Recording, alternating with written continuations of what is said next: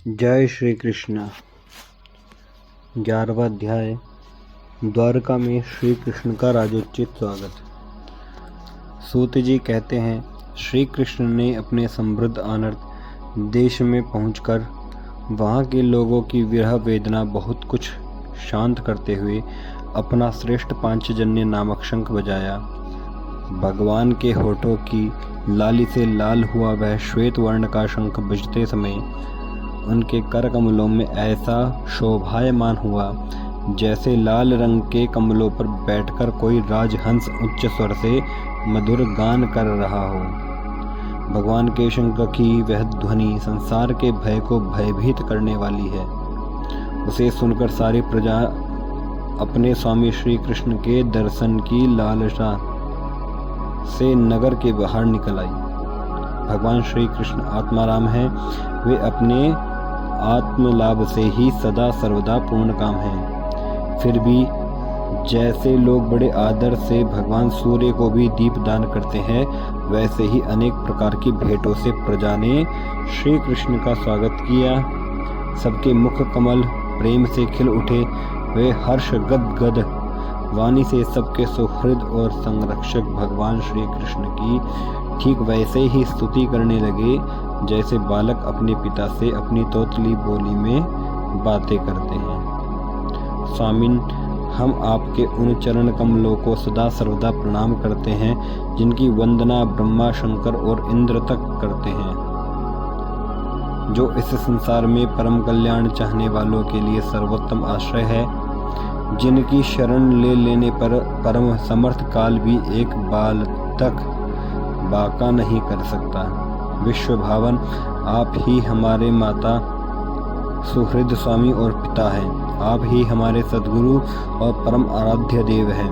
आपके चरणों की सेवा में हम कृतार्थ हो रहे हैं। आप ही हमारा कल्याण करें।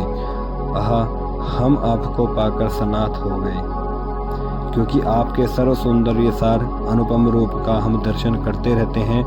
कितना सुंदर मुख है, प्रेम पूर्ण मुस्कान से स्निग्ध चितवन। यह दर्शन तो देवताओं के लिए भी दुर्लभ है। कमल नयन कृष्ण, जब आप अपने बंधु बांधवों से मिलने के लिए हस्तिनापुर अथवा मथुरा ब्रजमंडल चले जाते हैं, तब आपके बिना हमारा एक एक क्षण कोटि कोटि वर्षों के समान लंबा हो जाता है। आपके बिना हमारी दशा वैसी हो जाती है जैसे सूर्य के बिना आंखों की। भक्तवत्सल भगवान श्री कृष्ण प्रजा के मुख से ऐसे वचन सुनते हुए और अपनी कृपामयी दृष्टि से उन पर अनुग्रह की वृष्टि करते हुए द्वारका में प्रविष्ट हुए। जैसे नाग अपनी नगरी भोगवती की रक्षा करते हैं, वैसे ही भगवान की वह द्वारकापुरी भी मधु, भोज, दशारह, आर्ह, कुकुर, अंधक और कृष्णवंशी यादवों से, जिनके पराक्रम की तुलना और किसी से भी नहीं की जा सकती, सुरक्षित थी। वह पूरी समस्त ऋतुओं के संपूर्ण वैभव से संपन्न एवं पवित्र वृक्षों एवं लताओं के कुंजों से युक्त थी। स्थान स्थान पर फलों से पूर्ण उद्यान, पुष्प वाटिकाएं एवं क्रीड़ावन थे। बीच बीच में कमल युक्त सरोवर नगर की शोभा बढ़ा रहे थे। नगर के फाटकों, महल के दरवाजों और सड़कों पर भगवान के स्वागतार्थ बंधनवारें लगाई गई थी। चारों ओर चित्र विचित्र ध्वजा पताकाएं फहरा रही थी, जिनसे उन स्थानों पर धाम का कोई प्रभाव नहीं पड़ता था। उसके राज्य मार्ग, अन्य सड़कें, बाजार और चौक झाड़ बुहार कर सुगंधित जल से सिंच दिए गए थे और भगवान के स्वागत के लिए बरसाए हुए फल फूल, अक्षत, अंकुर चारों ओर बिखरे हुए थे। घरों के प्रत्येक द्वार पर दही, अक्षत फल, ईख, जल से भरे हुए कलश, उपहार की वस्तुएं और धूप दीप आदि सजा दिए थे। उदार शिरोमणि वसुदेव, अक्रूर उग्रसेन, अद्भुत पराक्रमी बलराम, प्रद्युम्न, चारुदेशन और जाम्बवती नंदन सांब ने जब यह सुना कि हमारे प्रियतम भगवान श्री कृष्ण आ रहे हैं, तब उनके मन में इतना आनंद उमड़ा कि उन लोगों ने अपने सभी आवश्यक कार्य, सोना, बैठना और भोजन आदि छोड़ दिए। प्रेम के आवेग से उनका हृदय उछलने लगा। वे मंगल शकुन के लिए एक गजराज को आगे करके स्वस्त्ययन पाठ करते हुए और मांगलिक सामग्रियों से सुसज्जित ब्राह्मणों को साथ लेकर चले। शंख और तुरही आदि बाजे बजने लगे और वेद ध्वनि होने लगी। वे सब हर्षित होकर रथों पर सवार हुए और बड़ी आदर बुद्धि से भगवान की अगवानी करने चले। साथ ही भगवान श्री कृष्ण के दर्शन के लिए उत्सुक सैकड़ों श्रेष्ठ वारांगनाएं, जिनके मुख कपोलों पर चमचमाते हुए कुंडलों की कांति पड़ने से बड़े सुंदर दिखते थे, पालकियों पर चढ़कर भगवान की अगवानी के लिए चली। बहुत से नट, नाचने वाले, गाने वाले, विरध, बखानने वाले, सूत, मागध और बंदीजन भगवान श्री कृष्ण के अद्भुत चरित्रों का गायन करते हुए चले। भगवान श्री कृष्ण ने बंधु बांधवों, नागरिकों और सेवकों से उनकी योग्यता के अनुसार अलग अलग मिलकर सबका सम्मान किया। किसी को सिर झुकाकर प्रणाम किया, किसी को वाणी से अभिवादन किया, किसी को हृदय से लगाया, किसी से हाथ मिलाया, किसी की ओर देखकर मुस्कुरा भर दिया और किसी को केवल प्रेम भरी दृष्टि से देख लिया। जिसकी जो इच्छा थी उसे वही वरदान दिया।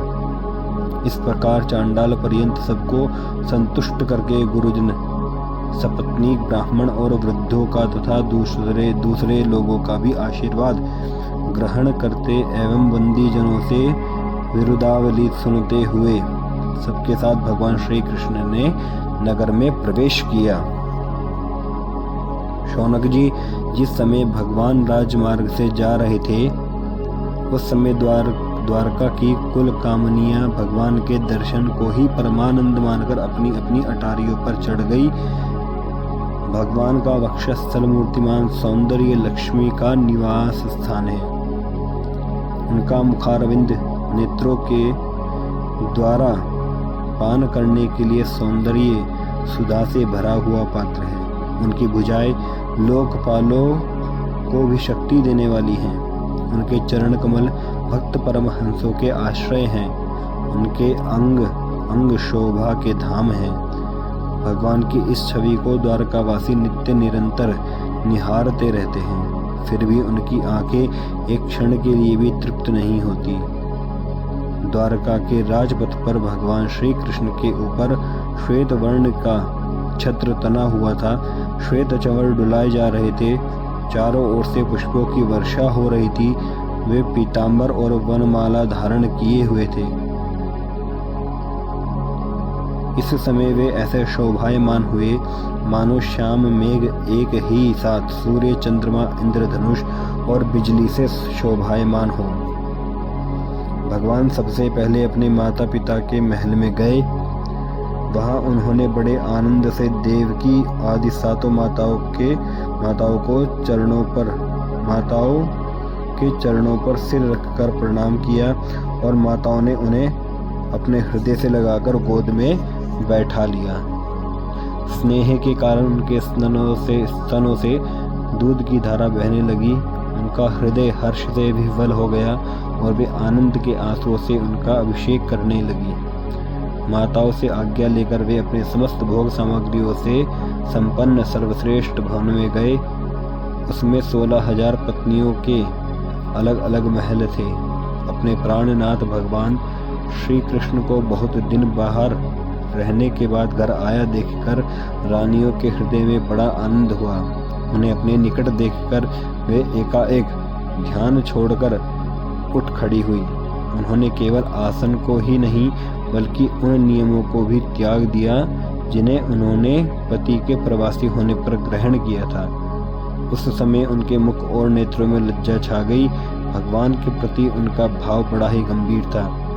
उन्होंने पहले मन ही मन, फिर नेत्रों के द्वारा, तत्पश्चात पुत्रों के बहाने शरीर से उनका आलिंगन किया। शौनक जी, उस समय उनके नेत्रों में जो प्रेम के आंसू छलक आए थे, उन्हें संकोचवश उन्होंने बहुत रोका, फिर भी विवशता के कारण वे ढलक ही गए। यद्यपि भगवान श्री कृष्ण एकांत में सर्वदा ही उनके पास रहते थे, तथापि उनके चरण कमल उन्हें पद पद पर नए नए जान पड़ते। भला स्वभाव से ही चंचल लक्ष्मी जी ने एक क्षण के लिए भी कभी नहीं छोड़ती। उनकी सन्निधि से किस स्त्री को तृप्ति हो सकती है। जैसे वायु बांसों के संघर्ष से दावानल पैदा करके उन्हें जला देता है, वैसे ही पृथ्वी के भारभूत और शक्तिशाली राजाओं में परस्पर फूट डालकर बिना शस्त्र ग्रहण किए ही भगवान श्री कृष्ण ने उन्हें कई अक्षौहिणी सेना सहित दूसरे से मरवा डाला और उसके बाद आप भी उपराम हो गए। साक्षात परमेश्वर ही अपनी लीला से इस मनुष्य लोक में अवतीर्ण हुए थे और सहस्त्रों रमणीय रत्नों में रहकर उन्होंने साधारण मनुष्यों की तरह क्रीड़ा की, जिनकी निर्मल और मधुर हंसी उनके हृदय के उन्मुक्त भावों को सूचित करने वाली थी, जिनकी लजीली चितवन की चोट से होकर विश्व विजयी कामदेव ने भी अपना धनुष का परित्याग कर दिया था। वे कमनीय कामनियां अपने काम विलासों से जिनके मन में तनिक भी क्षोभ नहीं पैदा कर सकी, उन असंग भगवान श्री कृष्ण को संसार के लोग अपने ही समान कर्म करते देखकर आसक्त मनुष्य समझते हैं। यह उनकी मूर्खता है। यही तो भगवान की भगवत्ता है कि वे प्रकृति में स्थित होकर भी उसके गुणों से कभी लिप्त नहीं होते, जैसे भगवान की शरणागत बुद्धि अपने में रहने वाले प्राकृत गुणों से लिप्त नहीं होती। वे मूढ़ स्त्रियां भी श्री कृष्ण को अपना एकांत से भी स्त्री परायण भक्त ही समझ बैठी थी, क्योंकि वे अपने स्वामी के ऐश्वर्य को नहीं जानती थी, ठीक वैसे ही जैसे अहंकार की वृत्तियां ईश्वर को अपने धर्म से युक्त मानती हैं। 11वां अध्याय समाप्त। जय जय श्री राधे श्याम।